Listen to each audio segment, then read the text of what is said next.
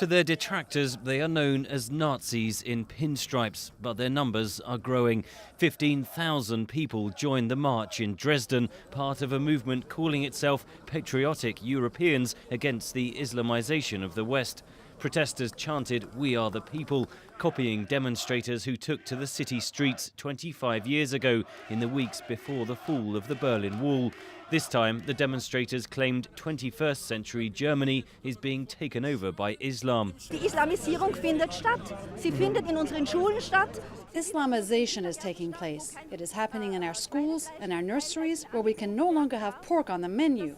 We don't want this. People can eat what they want. They should not give in to pressure. Aber darf die Bevölkerung damit nicht unter Druck setzen. The protests have spread to other German cities, including Berlin. Lutz Bachmann is founder of the movement. Today we have shown once again that we can walk, that we are adults, that we have made the right choice, and that we can slowly, very slowly, make things change in our country. Analysts say far-right anti-immigrant movements have long existed in Germany, but the trigger for the protests appears to be Berlin's decision to offer asylum to tens of thousands of Syrians fleeing the civil war. Ahmed Kawan is among them. He has been given a home near Frankfurt. His son, who was born deaf, has been given medical treatment to allow him to hear.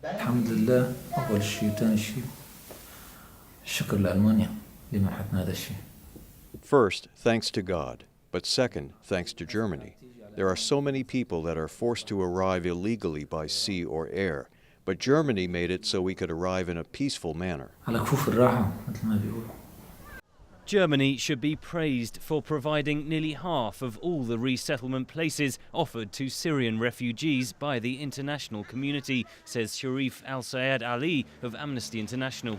Germany has given hundreds of millions for humanitarian assistance, but at the same time, it's pledged to take 30,000 people through resettlement and humanitarian admission. That's nearly half of the global total. It will make a huge difference to their lives. German Chancellor Angela Merkel has warned Germans not to be fooled by far-right rhetoric.